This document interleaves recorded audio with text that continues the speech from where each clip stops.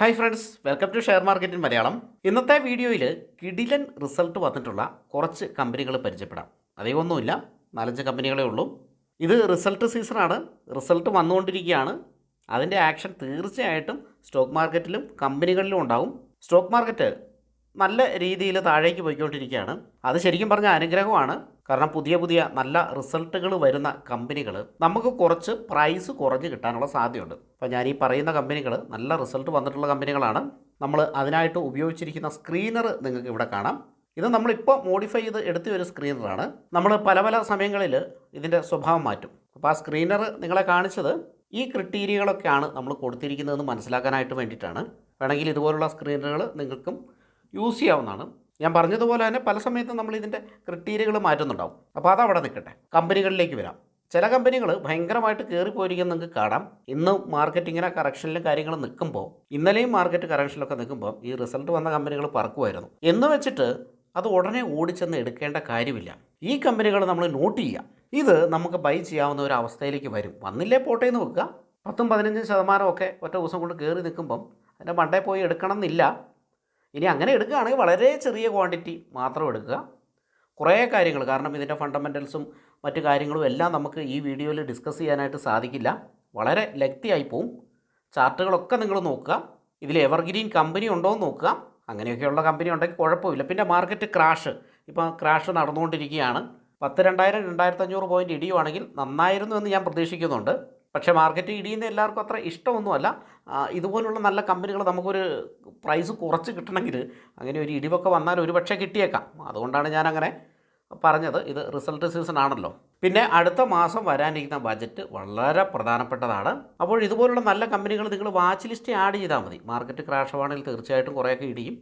ആ സമയത്ത് അടുത്ത ബജറ്റ് പോസിറ്റീവായിട്ട് വന്നിട്ടുണ്ടെങ്കിൽ നമുക്ക് ബൈ സൈഡിലേക്ക് മൂവ് ചെയ്യാവുന്നതാണ്. ബജറ്റ് നെഗറ്റീവായിട്ടാണ് മാർക്കറ്റ് എടുക്കുന്നതെങ്കിലും തൽക്കാലം അനങ്ങാതിരിക്കുക. ഈ ഫിനാൻഷ്യൽ ഇയർ കഴിഞ്ഞോട്ടെ.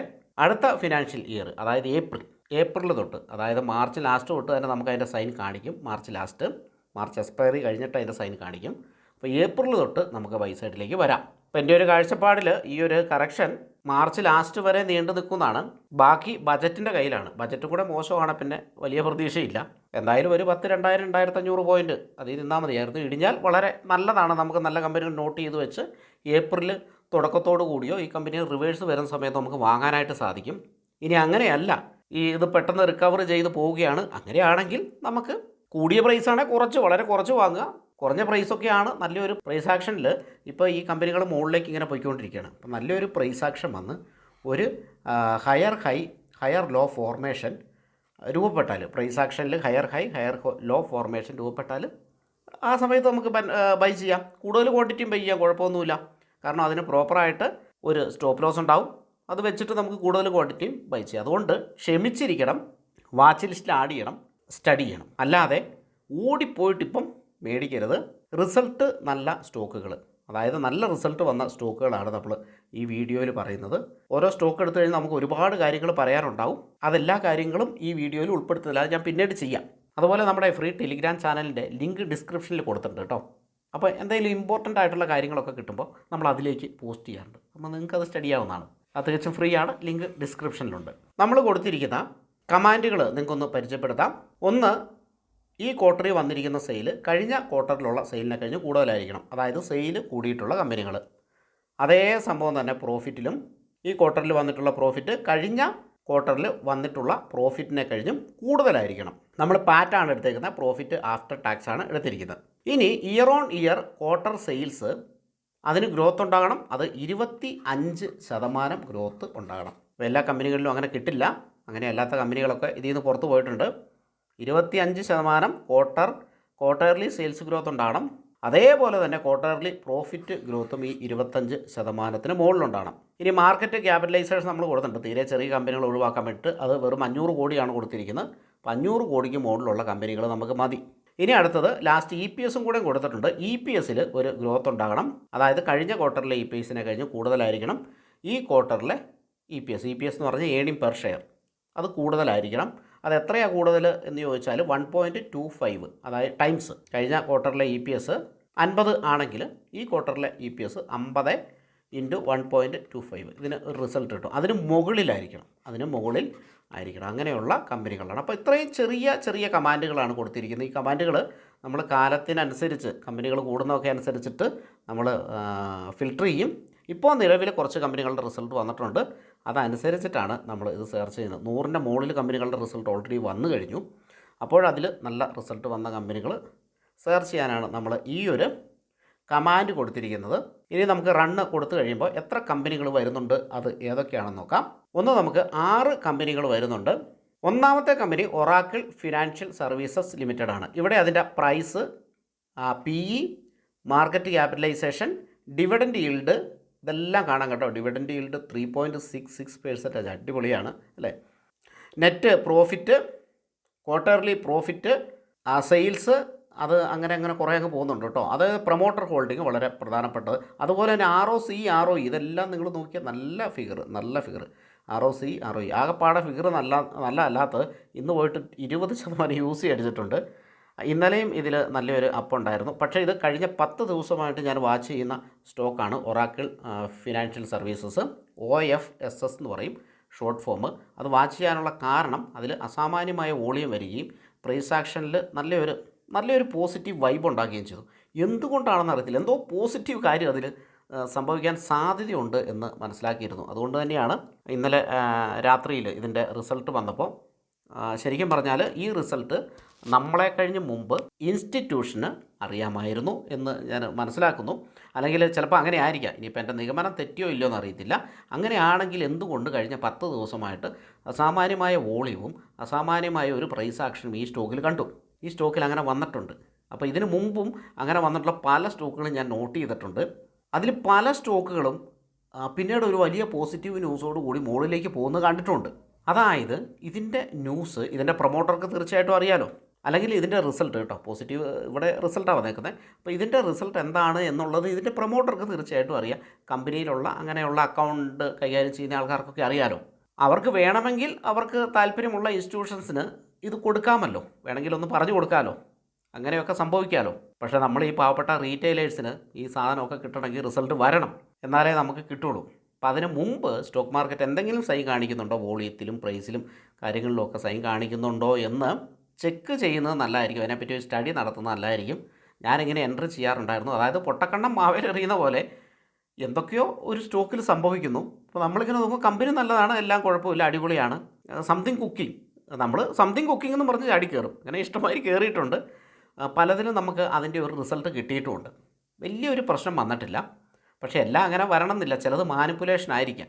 അപ്പം അങ്ങനെയൊക്കെയുള്ള സംശയമുള്ളതുകൊണ്ടാണ്. പിന്നെ ഇതൊരു വലിയ കമ്പനിയാണ്, നല്ലൊരു കമ്പനിയാണ്. അപ്പോൾ ഇതിലങ്ങനെ മാനിപ്പുലേഷൻ വരാൻ സാധ്യതയില്ല. സ്മോൾ ക്യാപ്പ് കമ്പനികളിലൊക്കെയാണ് സാധാരണ ഗതിയിൽ മാനിപ്പുലേഷൻ വരുന്നത്.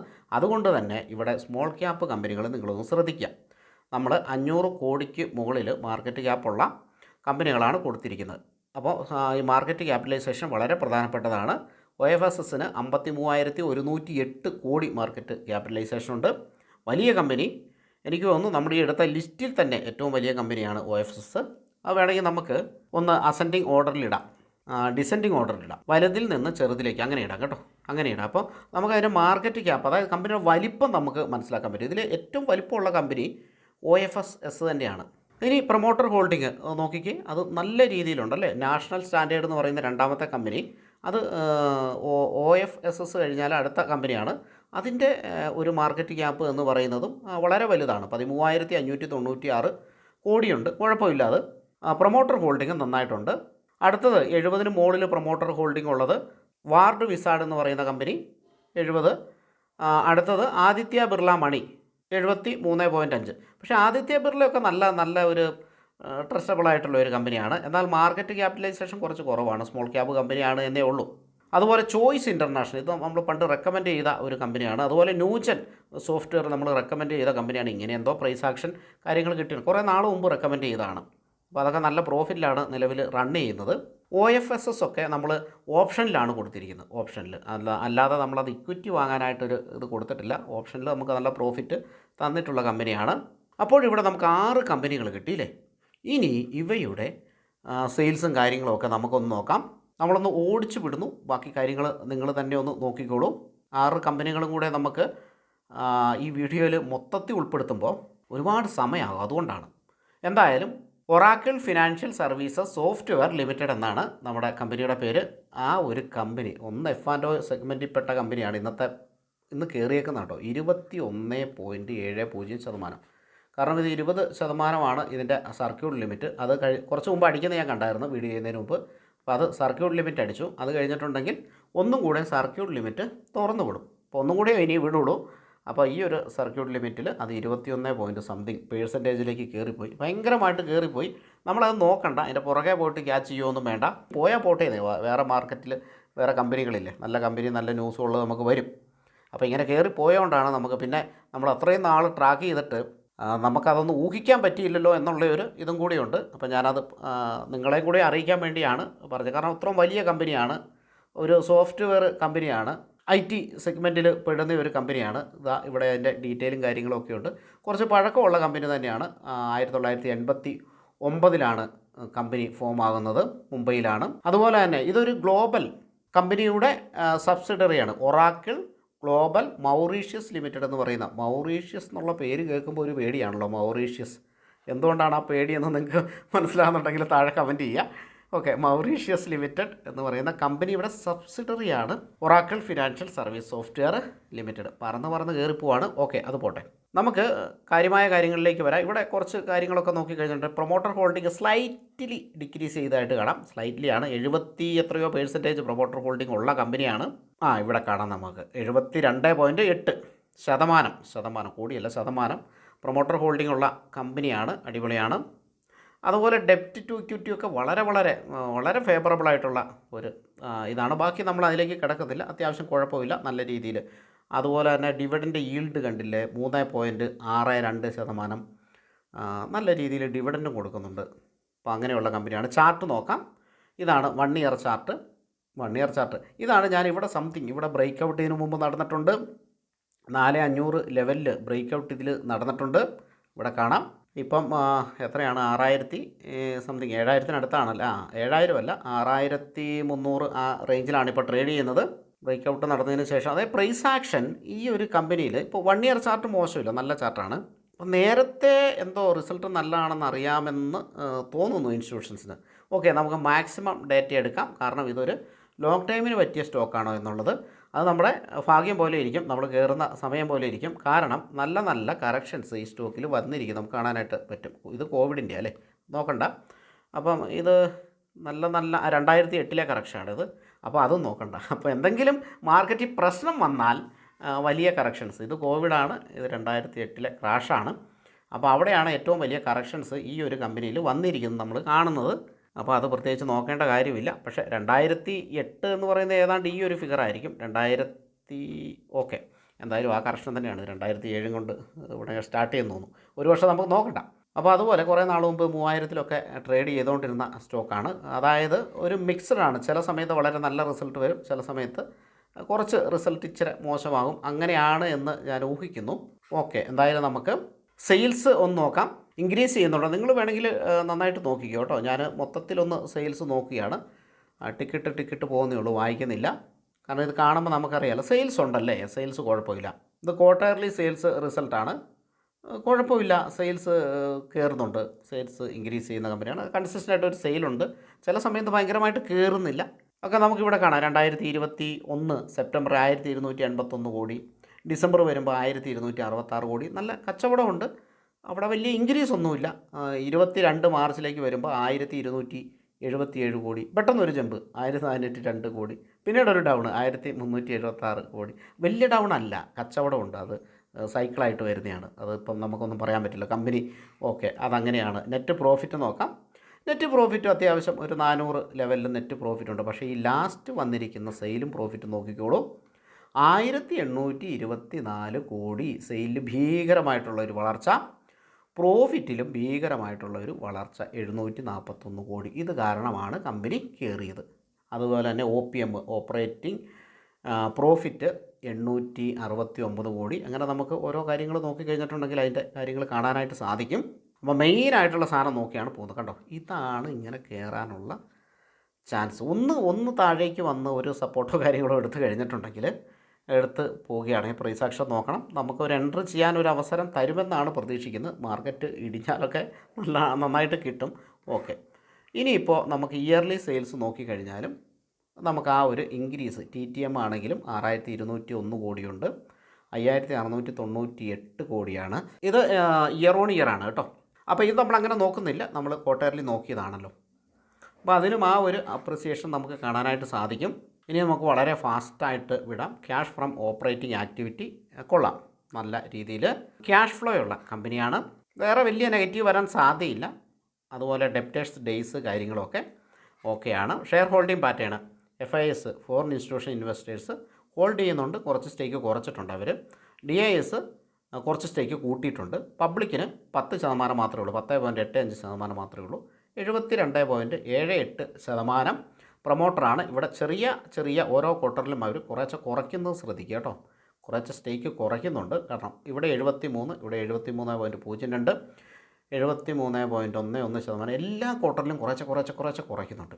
ശകലച്ചേ കുറയ്ക്കുന്നത്, എന്തെങ്കിലും ആവശ്യത്തിനായിരിക്കാം. ബാക്കി വേറെ കുഴപ്പമില്ല, കച്ചവടമൊന്നും ഇല്ലാത്തയോ അല്ലെങ്കിൽ ഇൻക്രീസ് ചെയ്യാത്ത കുഴപ്പങ്ങളൊന്നുമില്ല, നല്ലതാണ്. അപ്പോൾ നമുക്ക് ഇനിയിപ്പോൾ അടുത്ത കമ്പനിയിലേക്ക് കിടക്കാം കേട്ടോ. വളരെ നല്ലൊരു കമ്പനിയാണ്. എന്നാൽ ഓർത്തിരിക്കുക, ഈ കൺസിസ്റ്റൻ്റായിട്ട് അങ്ങനെ ഭയങ്കര സെയിൽസ് ഗ്രോത്ത് വരുന്നില്ല എന്നുള്ളതാണ്. നമുക്ക് ഹോൾഡ് ചെയ്താൽ എന്തായാലും പ്രോഫിറ്റ് കിട്ടാൻ സാധ്യതയുള്ളതാണ്. നമുക്ക് യോഗം ഉണ്ടെങ്കിൽ പെട്ടെന്ന് കിട്ടും, അല്ലെങ്കിൽ കുറച്ച് താമസിച്ച് കിട്ടും, അത്രയേ ഉള്ളൂ. അത് കമ്പനിയുടെ റിസൾട്ട് നല്ലതാണ്. ഇനിയിപ്പോൾ നമുക്ക് രണ്ടാമത്തെ company national standard India limited എന്ന് പറയുന്ന കമ്പനിയാണ്. ഇന്ന് 13% ഉയർന്നിട്ടുണ്ട്. ഇപ്പോൾ വന്നിരിക്കുന്ന റിസൾട്ടാണ്. 13% ഉയരാൻ കാരണം പ്രൊമോട്ടർ ഹോൾഡിംഗ് 73.9% ഉണ്ട്. ഇത് റിയൽ എസ്റ്റേറ്റ് ഡെവലപ്മെൻറ്റ് ബിസിനസ്സാണ് കേട്ടോ. ഈ കമ്പനി ചെയ്യുന്ന റിയൽ എസ്റ്റേറ്റ് ഡെവലപ്മെൻറ്റ് ബിസിനസ്സാണ്. റിയൽ എസ്റ്റേറ്റിലൊക്കെ ഇനിയൊരു ചാൻസ് ഉള്ളതായിട്ട് ഒരുപാട് ന്യൂസുകൾ കാര്യങ്ങൾ വരുന്നുണ്ട്. അതുപോലെ കടമൊന്നുമില്ല, അത് വളരെ റിയൽ എസ്റ്റേറ്റുമായിട്ട് ബന്ധപ്പെട്ട ഈ കമ്പനി ആണ്. പക്ഷേ ഇതിന് കടമൊന്നുമില്ല, കൊള്ളാം. ഡിവിഡൻഡ് ഒന്നും പ്രതീക്ഷിക്കേണ്ട, തരിയേല, ഒരു തരിയായിരുന്നു തന്നെ പറയുന്നുണ്ട്. അപ്പം സ്റ്റോക്ക് പ്രൈസ് കയറിയാൽ മാത്രമേ നമുക്ക് കാര്യമുള്ളൂ. പക്ഷേ ഈ ഒരു കമ്പനി കൺസിസ്റ്റൻ്റ് ആയിട്ട് ഈ പറയുന്ന റിയൽ എസ്റ്റേറ്റ് ആണ്, അതിലെങ്ങനെ കൺസിസ്റ്റൻസി വരൂല്ലേ, അത് ഞാൻ ഓർത്തില്ല. ഇവിടെ ഞാനാണ് തെറ്റുകാരൻ, അതിലെങ്ങനെ കൺസിസ്റ്റൻസി വരും? റിയൽ എസ്റ്റേറ്റ് ആണ്. ഓക്കെ, അപ്പോൾ കൺസിസ്റ്റൻ്റ് ആയിട്ട് പ്രോഫിറ്റ് തരുന്നില്ല എങ്കിലും ചില സമയത്ത് ഭയങ്കര വലിയ റിട്ടേൺ ആണ് തരുന്നത്. ഈ ഒരു കാലഘട്ടം നോക്കുക, ഇത് അധികമൊന്നുമില്ല, 2021 കാലഘട്ടമാണ്, നവംബർ ഇതാണ്.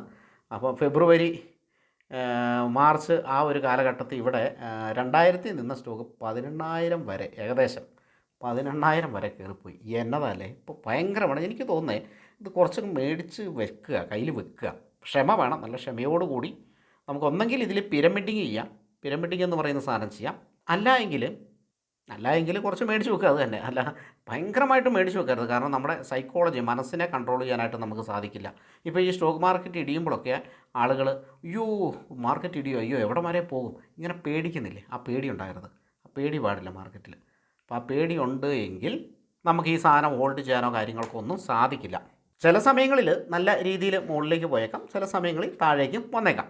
അപ്പോൾ ആ ഒരു കൺസെപ്റ്റിൽ, ആ ഒരു ക്വാണ്ടിറ്റി മാത്രമാണ് ഈ ഒരു സ്റ്റോക്കിൽ നമുക്ക് എടുക്കാൻ കഴിയുള്ളൂ, കാരണം റിയൽ എസ്റ്റേറ്റുമായിട്ട് ബന്ധപ്പെട്ട സ്റ്റോക്ക് ആയതുകൊണ്ടാണ്. അതുപോലെ ബാക്കി കാര്യങ്ങൾ നമ്മളധികം താഴേക്ക് പോയി നോക്കുന്നില്ല, നിങ്ങളൊന്ന് ചെക്ക് ചെയ്തോളൂ, കാരണം ഒരുപാട് സമയമാവും. നമുക്ക് 6 കമ്പനികളുണ്ട്. മൂന്നാമത്തെ കമ്പനി ന്യൂജൻ സോഫ്റ്റ്വെയർ ആണ്. ഇന്നൊരു 4% ഡൗൺ ആണ് പുള്ളി, 4% ഡൗൺ ആകട്ടെ. നമുക്ക് ചാർട്ടൊന്ന് നോക്കാം. പ്രൊമോട്ടർ ഹോൾഡിംഗ് 55.1% കേട്ടോ. ചേഞ്ച് ഇൻ പ്രൊമോട്ടർ ഹോൾഡിംഗ് ചെറിയ രീതിയിൽ ഇങ്ങനെ ചേഞ്ച് ചെയ്യുന്ന കാണാം, വലിയതല്ല, 0.09%. Long time chart, 1 year chart വളരെ സൂപ്പറായിട്ടുള്ളൊരു ചാർട്ടാണ്. 800 ലെവലിലാണ് സ്റ്റോക്കിന് സപ്പോർട്ടുള്ളത്, ഏറ്റവും അടുത്ത സപ്പോർട്ട്. മാക്സിമം ചാർട്ട് നമുക്കൊന്ന് നോക്കിക്കഴിഞ്ഞാൽ വലിയ കുഴപ്പമില്ല, നല്ല രീതിയിൽ അത് മുകളിലേക്ക് പോകുന്നുണ്ട്. ഈവൻ ഇത് ലോങ് ടൈമിനും പറ്റുന്ന ഒരു സ്റ്റോക്കാണ്. ചില സമയത്ത് ഒരു കർവുകൾ നമുക്ക് കാണാനായിട്ട് സാധിക്കുന്നുണ്ട്, എന്നാലും കുഴപ്പമില്ല, ഒരു വളരുന്ന ഒരു കമ്പനി ആയിട്ടാണ് നമുക്ക് തോന്നുന്നത്. ഇനി സെയിൽസും കാര്യങ്ങളും നോക്കണം, പ്രോസ് കോൺസും ഒക്കെ നോക്കാം. അപ്പോൾ ലോങ് ടൈമിന് പറ്റുന്നതാകുമ്പോൾ അങ്ങനത്തെ കാര്യങ്ങളൊക്കെ നോക്കാം. ചിലപ്പോൾ നമ്മൾ സ്റ്റോപ്പ് ലോസൊക്കെ ഇടാതെയായിരിക്കും ലോങ് ടൈമിനാകുമ്പോൾ നമ്മളങ്ങനെ സ്റ്റോപ്പ് ലോസൊന്നും ഇടാതെയായിരിക്കും സ്റ്റോക്കിൽ ട്രേഡ് ചെയ്യുന്നത്. ഇത് ഓൾറെഡി നമ്മൾ റെക്കമെൻഡ് ചെയ്ത സ്റ്റോക്കാണ്, അത്യാവശ്യം നല്ല രീതിയിൽ അത് കഴിഞ്ഞിട്ട് കയറിയിട്ടുമുണ്ട്. സെയിൽസും കാര്യങ്ങളൊക്കെ നമുക്കിവിടെ കാണാം, കുഴപ്പമില്ല, നല്ല രീതിയിൽ നല്ല സെയിൽസാണ്, കാര്യങ്ങളൊക്കെ നല്ലതാണ്, വലിയ പ്രശ്നങ്ങളില്ല. പ്രൊമോട്ടർ ഹോൾഡിങ്ങിൻ്റെ കാര്യം പറഞ്ഞല്ലോ. ക്യാഷ് ഫ്ലോ ആണെങ്കിലും കുഴപ്പമില്ല, cash flow from operating activity കുഴപ്പമില്ല. ഇവിടെയൊക്കെ ഡെപ്റ്റേഴ്സ് ഡേയ്സൊക്കെ കുറച്ച് കയറിയിട്ടുണ്ട്, അതത്ര നല്ലതല്ല. പിന്നെ അഡ്ജസ്റ്റ് ചെയ്യാം, ഒരു കമ്പനി ആകുമ്പോൾ ചില അഡ്ജസ്റ്റ്മെൻറ്റുകളൊക്കെ വരില്ലേ, അതായത് നമ്മളൊരു പ്രോഡക്റ്റ് കൊടുക്കുമ്പോൾ അവർ അതിൻ്റെ ക്യാഷ് നമുക്ക് തരുമല്ലോ, അതിനുള്ള ഒരു ഡിലേ, ചിലവർ ഒരു മാസം കഴിഞ്ഞിട്ട് ക്യാഷ് തരുള്ളൂ. അതങ്ങനെ ഒരു എഗ്രിമെൻ്റ് ഉണ്ടാവും. 30 ദിവസം ക്രെഡിറ്റ് കൊടുക്കുക, 60 ദിവസം, അതൊക്കെ 128 ദിവസമാണ്. നമ്മൾ അതത്ര സുഖമില്ല. ഓക്കെ, എന്തായാലും അത് കോൺസിൻ്റെ അവിടെ പ്രത്യേകം എഴുതിയിട്ടൊന്നുമില്ല കേട്ടോ. കോൺസിൽ നമ്മൾ കാണുന്നത് പ്രൊമോട്ടർ ഹോൾഡിംഗ് ഡിക്രീസ് ചെയ്ത് കുറച്ച് 3 വർഷം കൊണ്ട് 10.7% ഡിക്രീസ് ചെയ്യുന്നു കാണുന്നുണ്ട്. ബുക്ക് വാല്യൂവിനെ കഴിഞ്ഞ് 12.1 ടൈംസ് കൂടിയാണ് സ്റ്റോക്ക് ട്രേഡ് ചെയ്യുന്നതെന്ന് കാണുന്നുണ്ട്. ഓക്കെ, അതൊക്കെ എന്താ പറയുക, കൂടിയ വിലയ്ക്ക് ആൾക്കാർ വാങ്ങുകയാണ്, വാങ്ങി പോവുകയാണ്. അതുകൊണ്ടാണ്. അപ്പോൾ ഇതിൻ്റെ പ്രോസും കോൺസും ഒക്കെ ഞാൻ പറഞ്ഞു കഴിഞ്ഞു. ഇനി ബാക്കിയുള്ളത് നിങ്ങൾ നോക്കുക. FIs നല്ല ഹോൾഡിംഗ് ഉണ്ട്. FIsന് DIsന് നല്ല ഹോൾഡിംഗ് ഉണ്ട്. പബ്ലിക്കിന് 19.54% ഹോൾഡിങ്, പ്രൊമോട്ടർക്ക് 55.07% ഹോൾഡിങ്. അപ്പോൾ എല്ലാം അങ്ങനെ ഒത്തു കിട്ടില്ല, ഒരു പെർഫെക്റ്റ് ആയിട്ടുള്ളൊരു കമ്പനി കിട്ടില്ല. ഉള്ളതിൽ നിന്ന് നല്ലത് നമ്മൾ തപ്പിയെടുക്കാമെന്ന് മാത്രമേ ഉള്ളൂ. അതത്ര ഇത് മോശമുള്ള കമ്പനി അല്ല. എന്തായാലും ന്യൂജൻ സോഫ്റ്റ്വെയർ അടിപൊളി കമ്പനിയാണ്. നമുക്ക് അടുത്ത് നോക്കാം. പക്ഷേ നമ്മുടെ മനസ്സിലുള്ള എല്ലാ ക്രിറ്റീരിയയും മൊത്തം ഒരു കമ്പനി, അങ്ങനെ ഒരു കമ്പനി ചിലപ്പോൾ ജീവിതത്തിൽ കിട്ടിയെന്ന് വരില്ല. അപ്പോൾ അടുത്തത് ചോയ്സ് ഇൻ്റർനാഷണലാണ്. ഇത് നമ്മൾ പണ്ട് റെക്കമെൻഡ് ചെയ്ത ഒരു സ്റ്റോക്കാണ്. പണ്ടെന്ന് പറഞ്ഞാൽ കുറച്ച് മാസങ്ങളായി നല്ല രീതിയിൽ കയറിപ്പോയി. നമ്മൾ പ്രൈസ് ആക്ഷൻ കാര്യങ്ങളൊക്കെ വെച്ചിട്ടാണ് റെക്കമെൻഡ് ചെയ്തത്. അത് കഴിഞ്ഞ് നല്ല രീതിയിൽ കയറിപ്പോയി സാധനം. കോൺസ് നോക്കിക്കഴിഞ്ഞാൽ ഒരു കൊട്ട കോൺസ് ഉണ്ട്. അപ്പോൾ ഇത് വായിച്ച് നോക്കുക, വായിച്ച് പഠിക്കുക. അത് പ്രൊമോട്ടർ ഹോൾഡിങ് ഡിക്രീസ് ചെയ്തിട്ടുണ്ട് 17.2%, 3 വർഷം കൊണ്ട്. അത് കാണാം. ഇൻട്രസ്റ്റ് കോസ്റ്റിൻ്റെ കാര്യം കാണാം. ഇതെന്താണ്, റിട്ടേൺ ഓൺ ഇക്വിറ്റി കാണാം. അപ്പോൾ ഇതൊക്കെ നിങ്ങൾ വായിച്ച് പഠിച്ച് നോക്കണം കേട്ടോ. അല്ലെങ്കിൽ നമുക്ക് വീഡിയോ ഒരുപാട് ലെങ്തി ആയി പോകും. അതുകൊണ്ടാണ് നമ്മൾ ഓടിച്ചോടിച്ച് വിടുന്നത്. നമ്മുടെ ഐഡിയ എന്താണ്, നല്ല റിസൾട്ട് വന്ന കമ്പനികൾ, അതേ ഉള്ളൂ. ഇപ്പോൾ 6 പേര് പറഞ്ഞങ്ങ് പോയാൽ മതി. പക്ഷേ അനുവദിക്കുന്നില്ല അങ്ങനെ പറഞ്ഞു പോകാനായിട്ട്. അപ്പോൾ എന്തെങ്കിലും നിങ്ങൾ ഇതിൽ ട്രാപ്പിലാകരുത് എന്ന് എനിക്ക് നല്ല ഇതുള്ളത് കൊണ്ടാണ്. പക്ഷേ നമ്മൾ ഈ നല്ല റിസൾട്ട് വന്ന കമ്പനികളാണ്. ആ റിസൾട്ട് വന്ന കമ്പനികൾ താഴെ പോയില്ല എന്നും പറയാൻ പറ്റില്ല. റിസൾട്ട് നല്ലതാണ് എന്നും വെച്ചിട്ട് കമ്പനി താഴെ പോയില്ല എന്ന് പറയാൻ പറ്റില്ല. അതുകൊണ്ടാണ് നമ്മൾ ഈ കാര്യങ്ങളിലേക്കൊക്കെ വരുന്നത്. കണ്ടോ, സെയിൽസൊക്കെ ഗ്രോത്തൊക്കെ ഉണ്ട്. സെയിൽസ് ഗ്രോത്ത് മൊത്തത്തിൽ നോക്കിയാൽ സെയിൽസ് ഗ്രോത്ത് ഉണ്ട്. ഞാൻ ഓരോന്നൊന്നും വായിക്കുന്നോ കാര്യങ്ങളോ ഇല്ല, കുഴപ്പമൊന്നുമില്ല. നമുക്ക് ചാർട്ട് മെയിനായിട്ട് നോക്കണം. 1 ഇയർ ചാർട്ട് സൂപ്പറാണ്. നിങ്ങൾക്ക് ഇവിടെ കാണാം, super 1 year chart. Maximum chart അടിപൊളിയാണല്ലോ. ലോങ് ടൈം ചാർട്ട് നല്ലതാണ്. അതായത് ഇവിടുന്ന് ഒരു മന്ത്ലി ഒരു ബ്രേക്ക് ഔട്ട്, അങ്ങ് മൾട്ടി ഇയർ ബ്രേക്ക് ഔട്ട് നടന്നിട്ട് ഇത് കണ്ടില്ലേ, ഈ ഹൈ ഇത് രണ്ടും ബ്രേക്ക് ഔട്ട് നടത്തി ഇവിടെ നിന്നാണ് മൾട്ടി ഇയർ 100 താഴെ നിന്ന് ബ്രേക്ക് ഔട്ട് നടന്നിട്ട് ഇപ്പോൾ 550 ട്രേഡ് ചെയ്യുന്നത്. അത്യാവശ്യം നല്ല രീതിയിൽ സാധനം കയറിപ്പോകുന്നുണ്ട്. കയറിപ്പോയെന്ന് വെച്ചാൽ ഇപ്പോൾ നല്ല രീതിയിൽ കയറിപ്പോയി. അത് കയറിപ്പോയിക്കൊണ്ടിരിക്കുകയാണ്. റിസൾട്ടൊക്കെ നല്ലതാണ്. അപ്പം ഉചിതം പോലെ ചെയ്യുക കേട്ടോ, നോക്കിയിട്ട് ഉചിതം പോലെ ചെയ്യുക. ചോയ്സ് ഇൻ്റർനാഷണൽ കഴിഞ്ഞു. ഇനി അടുത്ത company ward wizard innovations mobility limited. ഇപ്പോൾ മാർക്കറ്റ് ക്യാപിറ്റലൈസേഷൻ അനുസരിച്ചിട്ടാണ് നമ്മൾ കമ്പനികളിങ്ങനെ ഡിസെൻഡിങ് ഓർഡറിലാണ് പോകുന്നത്. കൂടുതൽ മാർക്കറ്റ് ക്യാപ്പ് ഉള്ളത് മുകളിലായിരിക്കും വരിക. അപ്പോൾ ഇതിന്ന് നെഗറ്റീവ് ഒന്നുമല്ല. മാർക്കറ്റ് ക്യാപ്പ് 2069 കോടിയാണ്. അപ്പോൾ ഈ കമ്പനീനെക്കുറിച്ചൊന്ന് പഠിക്കുക കേട്ടോ. എനിക്ക് ഈ കമ്പനീനെക്കുറിച്ച് ഒന്ന് പഠിക്കാം. ഇനി പഠിക്കണം. അത് കഴിഞ്ഞിട്ട് ഞാൻ എന്തെങ്കിലും അട്രാക്റ്റീവ് സാധനം ഉണ്ടെങ്കിൽ വീഡിയോ ചെയ്യാം. 79 രൂപ മാത്രമാണ് കമ്പനിയുടെ പ്രൈസ്. ഇന്ന് വലിയ രീതിയിൽ കയറിയിട്ടൊന്നുമില്ല. ഇന്നോവേഷൻ ആൻഡ് മൊബിലിറ്റി എന്നൊക്കെയാണ്, അതായത് ഈ ബൈക്ക് എന്നൊക്കെ, ജോയ് ഈ ബൈക്ക് കാര്യങ്ങളൊക്കെ വരുന്നുണ്ട്. അപ്പം ഇതിൻ്റെ വെബ്സൈറ്റിൽ കയറണം, അതിനെ പറ്റിയിട്ട് പഠിക്കണം കേട്ടോ. നമ്മുടെ ഉദ്ദേശം ഓർക്കുക, നല്ല റിസൾട്ട് വന്ന കമ്പനികൾ. അപ്പോൾ ഇങ്ങനെയാണ് നമ്മൾ ഓരോ കമ്പനീനെ പറ്റി പഠിക്കുകയും കാര്യങ്ങളും ചെയ്യുക. അപ്പോൾ ഇതൊന്ന് പഠിക്കുക. ഞാൻ ഇതിൻ്റെ ചാർട്ട് ഒന്ന് നോക്കട്ടെ. ഞാൻ ഏറ്റവും കൂടുതൽ നോക്കുന്ന സാധനമാണ് ചാർട്ട്.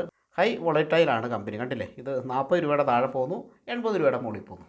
കണ്ടില്ലേ, ചെറിയ സ്പാൻ ഓഫ് ടൈം കൊണ്ടാണ് അത് നടത്തുന്നത്, ഇങ്ങനെ നടന്നിരിക്കുന്നത്. ഇവിടെ ഒരു പ്രൈസ് ആക്ഷനൊക്കെ വന്നിട്ട്, മുകളിലേക്ക് പോകുന്നുണ്ട്. ഇതൊക്കെയാണ് അതിൻ്റെ ബെസ്റ്റ് എൻട്രി. പക്ഷേ അവിടെ നമുക്ക് ന്യൂസോ കാര്യങ്ങളോ ഉണ്ടാവില്ല. ഒള്ളി ടെക്നിക്കിന് നോക്കി എൻട്രി എടുക്കാമെന്ന് മാത്രമേ ഉള്ളൂ. ഇതിൽ വേറെ ഒന്നുമില്ല. കാരണം ഏതൊരു നല്ല കമ്പനി, അല്ലെങ്കിൽ നല്ലൊരു ന്യൂസ് വരുന്ന കമ്പനി, നല്ലൊരു റിസൾട്ട് വരുന്ന കമ്പനി താഴെ നിന്ന് എടുക്കണമെങ്കിൽ അത് പ്രൈസ് ആക്ഷൻ അല്ലെങ്കിൽ ടെക്നിക്കൽ നോക്കിയിട്ട്, പ്രൈസ് ആക്ഷൻ തന്നെ വേണമെന്നില്ല, ടെക്നിക്കൽ നോക്കിയിട്ട് എടുക്കുക എന്നുള്ളത് മാത്രമാണ് മാർഗമുള്ളൂ. നമ്മൾ ഈ സാധനങ്ങളൊക്കെ വരുമ്പോൾ ഇത് അറിയേണ്ടവനൊക്കെ അറിഞ്ഞിട്ടുമുണ്ട്, എടുക്കാണ്ടവനൊക്കെ എടുത്തിട്ടുണ്ട്. ചിലപ്പോൾ നമ്മൾ വാങ്ങുമ്പോഴായിരിക്കും അവൻ വിൽക്കുന്നത്.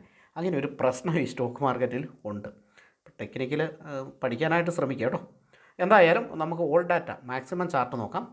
കുഴപ്പമൊന്നുമില്ല അല്ലേ മാക്സിമം ചാർട്ട്? കുഴപ്പമില്ലേന്ന് ചോദിച്ചാൽ ഇതൊരു കുഴപ്പമാണ്. ഈ ഒരു വരവ് ഒരു കുഴപ്പമാണ്. പിന്നെ ഇവിടുന്ന് കയറുന്നുണ്ട്, ഈ വരവിന് ഹൈ ബ്രേക്ക് ചെയ്ത് പോകാൻ സാധ്യതയുണ്ട്. അപ്പോൾ അങ്ങനെ ലോങ് ടൈമിലേക്ക് അങ്ങനെ സൂപ്പറായിട്ടൊന്നും പറയാൻ പറ്റില്ല. എന്നാൽ പറ്റുന്ന ഒരു കാലം ഉണ്ടായിരുന്നു ഈ ഒരു സ്റ്റോക്കിന്. ആ കാലമാണ് ഈ കാലം. അതായത് ഇവിടുന്ന് ഒരു ഹൈ ബ്രേക്ക് ചെയ്ത്, എവർ ഹൈ ബ്രേക്ക് ചെയ്തിട്ട് 10 രൂപയുടെ താഴെ കേട്ടോ ബ്രേക്ക് ചെയ്തിട്ട് ഈ സ്റ്റോക്ക് എത്രയല്ലേ 90 ഇരട്ടി. അതായത് 100ൻ്റെ അടുത്ത് പോകുന്നുണ്ട്. 90 കൂട്ടിക്കോ, 90 ഇത് എത്രയാണ്, 80 കൂട്ടിക്കോ. അപ്പം വളരെ ചെറിയ സമയം കൊണ്ടാണ് ഇത്രയും ഒരു പോക്ക് പോകുന്നത്. 10 രൂപയുടെ താഴെയെന്ന് ഒരു രക്ഷയില്ല. അത് അന്തക്കാലം. ഇപ്പോൾ ഇന്നത്തെ കാലത്ത് ഇതൊക്കെയാണ് പ്രശ്നങ്ങൾ. ഇപ്പം നല്ല റിസൾട്ട് വന്നിട്ടുണ്ട്. ഓക്കെ, നമുക്ക് അടുത്ത സ്റ്റോക്കിലേക്ക്. പ്രൊമോട്ടർ ഹോൾഡിംഗ് എല്ലാം നോക്കണ്ടേ? നിങ്ങൾ നോക്കണം കേട്ടോ, ചുമ്മാ കണ്ണു അടച്ചെടുക്കരുത്, നോക്കണം. മാർക്കറ്റ് ഒരു കറക്ഷനിലേക്ക് പോയിക്കൊണ്ടിരിക്കുകയാണ്. അടിപൊളിയാണ് പ്രൊമോട്ടർ ഹോൾഡിംഗ് അല്ലേ, 70 ഉണ്ട്. പക്ഷേ ഇവിടെ എന്താ 68? കുറച്ച് കുറയ്ക്കുന്നൊക്കെ ഉണ്ടല്ലോ. 70 നല്ലതാണ്. ഇവിടെ ഒരു ശകലം കുറച്ചിട്ടൊക്കെ ഉണ്ട്. FISന് വലിയ കാര്യമായിട്ട് കയ്യിലൊന്നുമില്ല, DISനും കയ്യിലില്ല. അപ്പോൾ ഇൻസ്റ്റിറ്റ്യൂഷൻസിന് ഈ സ്റ്റോക്കിൽ താല്പര്യമില്ല. പിന്നെ ആർക്കാ താല്പര്യം നോക്കാം. പ്രൊമോട്ടർക്ക് ഇങ്ങനെയാണ്, ബാക്കി റീറ്റെയിലേഴ്സിനാണ്. നമുക്കാ താല്പര്യം. പ്രൊമോട്ടർക്ക് ഇച്ചിരി താല്പര്യം കുറഞ്ഞിട്ടുണ്ട്. പ്രൊമോട്ടർക്ക് ഒരു ചെറിയ രീതിയിൽ കുറഞ്ഞിട്ടുണ്ട്. പിന്നെ താല്പര്യമുള്ളത് നമുക്കാണ്. ഓക്കെ, എന്തായാലും അതൊക്കെ നോക്കുക. അതൊക്കെ നോക്കിയിട്ട് വേണമെങ്കിൽ മാത്രം ഉചിതമായ ലെവലുകളിലും കാര്യങ്ങളിലുമൊക്കെ ചെയ്യാം.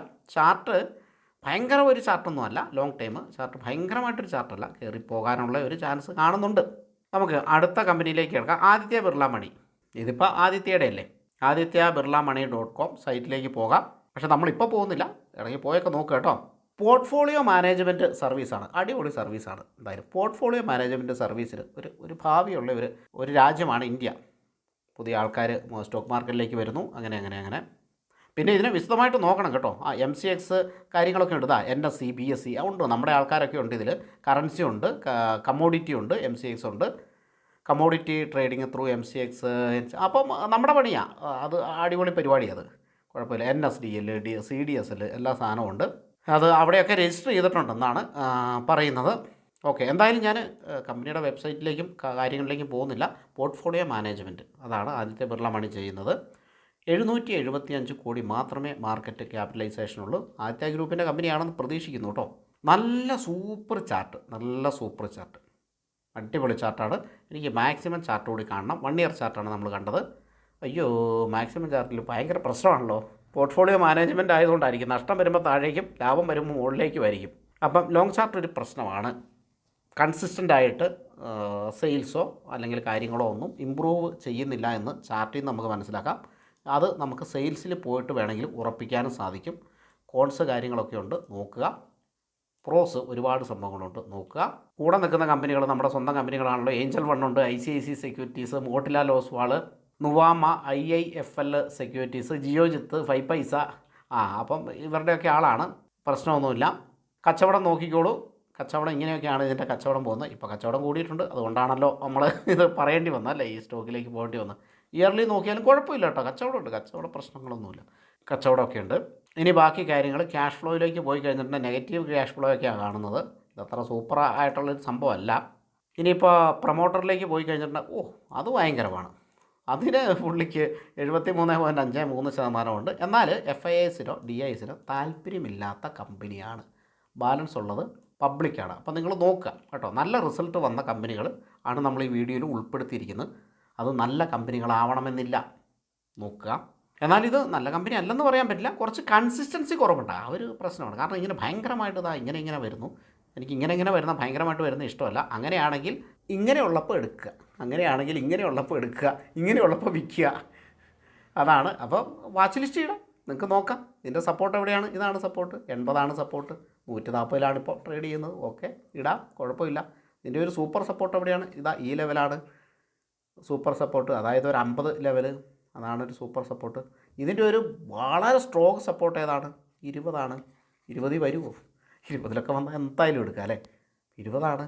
അത് കൊറോണ ടൈമിന് വന്നാണ്, അത് നോക്കണ്ട. അപ്പോൾ അടുത്ത ടൈമിൽ വന്ന സപ്പോർട്ട് നോക്കാം. 40 നോക്കാം. 40 ചിലപ്പോൾ വന്നേക്കും. വരുമോ എന്ന് പറയാൻ പറ്റില്ല. ഓക്കെ, ഇതിങ്ങനെ കളിക്കുന്നതുകൊണ്ട് എപ്പോഴെങ്കിലും വന്നേക്കാം എന്നുള്ളത് മാത്രമേ ഉള്ളൂ.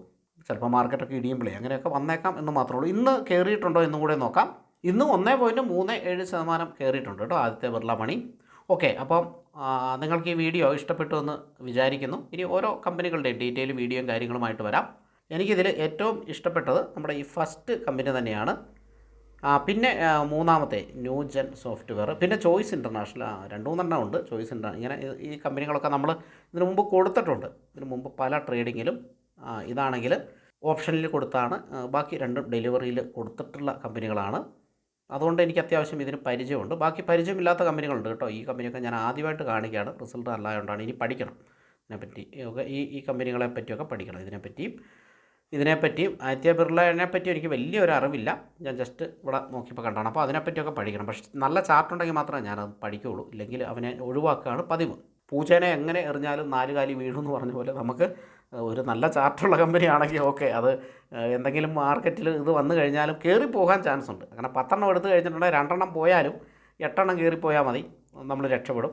വേണ്ട 5 എണ്ണം കയറിപ്പോയാലും മതി, നമ്മൾ രക്ഷപ്പെടും. അതുകൊണ്ടാണ് നമ്മൾ അങ്ങനെ നല്ല ചാർട്ടുള്ള കമ്പനികൾ എടുക്കുന്നത്. അപ്പോൾ താങ്ക് യു ഫോർ വാച്ചിങ്.